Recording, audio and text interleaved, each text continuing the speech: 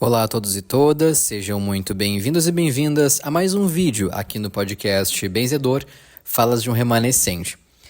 No conteúdo de hoje, a gente vai ouvir o recorte de um relato que o Benzedor trouxe a respeito de um senhor que começou a ser perseguido por um ex-patrão, perseguido com magias obscuras.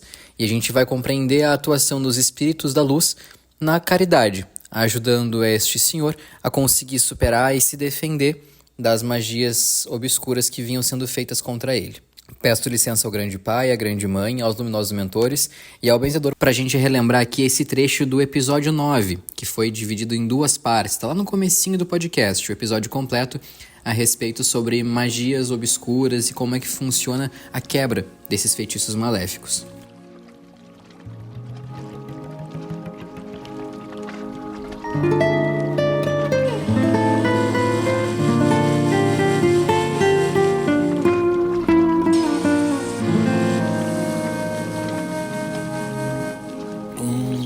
Um senhor que trabalhou anos numa firma, Pedro, e envelheceu nessa firma, Pedro, e aí ele começou a se desgostar de certas coisas que via, e aí buscou um acordo com o dono. Só que o dono, frequentador de lugares pesados, baixos, que se utilizam de maldades, começou a perseguir essa pessoa. Uma pessoa simples, Pedro, uma pessoa humilde, uma pessoa do bom coração, uma pessoa assim que hoje é um amigão que eu tenho. Pedro, e começou a se acontecer vários fatores com essa pessoa antes dele me procurar. E ele me procurou através de um filho, que o filho dele há muito tempo me acompanha, né? É de outros lugares assim, mas me acompanha sempre que pode, está comigo. Pedro, e aí não havendo, como é que eu posso te dizer, acerto entre as duas partes do funcionário e do patrão, não chegando num acordo, o funcionário partiu para a justiça do trabalho, né? Procurou seus direitos. Pedro, o patrão não aceitou. Pedro começou a perseguir e era algo assim que se definiria rápido, né? Para outros causos iguais, assim que se vê, ele mesmo dizia, Pedro. E assim esse senhor começou a adoecer, esse senhor começou a se acidentar, esse senhor começou assim a deixar de gostar de viver, começou a se ficar pelos cantos. E o filho me trouxe esse relato assim, nós se sentamos e foi mostrado para o benzedor. O benzedor pediu para ele trazer uma roupa do pai e através daquela roupa foi mostrado para o benzedor tudo que estava sendo feito. Muitas más magias e assim quase toda semana colocavam coisas na esquina da casa desse senhor. E um dos mentores conversou com o filho e pediu para ele trazer o pai o quanto antes, porque senão não teria como reverter.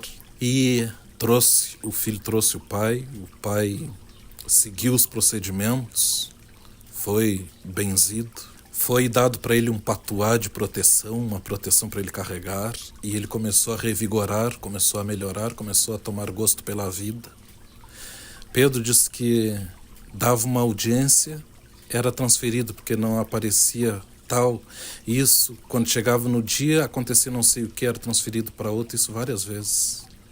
Pedro foi, e o mentor chegou e disse, tal dia vai se solucionar, vai ser marcado para tal dia, para a surpresa assim desse pai, tal dia foi marcado, e nessa vai se resolver, porque eu estarei junto, disse para eles e depois disse para mim, e deixou dito assim, repórter, e já era para o seu direito estar no seu bolso, mas o mal pode, na maioria das vezes, atrasar, não excluir, Pedro.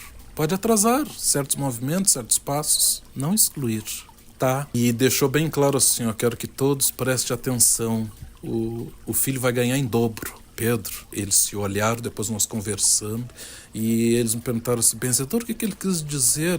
Aí nem pra mim ele me disse. Ele só disse isso aí, vais ganhar em dobro, teu direito vai ser pago em dobro. Ficamos com aquilo, pedi para ele que me diz o dia, o horário certinho, tá? Não deixa eu perto assim, me lembre, porque um compromisso é outra coisa que eu ensino. O compromisso é das pessoas. O meu é de, na hora ali, vibrar positivamente, né? Mas isso não vai ser meu mentor que vai me lembrar. É a parte que está sendo afetada que tem que ter compromisso, Pedro. Resumindo, meus amigos e minhas amigas, eu falo isso com grande alegria e com um enorme prazer. Esse mentor que disse isso, Pedro, só para esclarecer, foi o índio. O nosso índio. Nosso poderoso índio. Vais receber em dobro.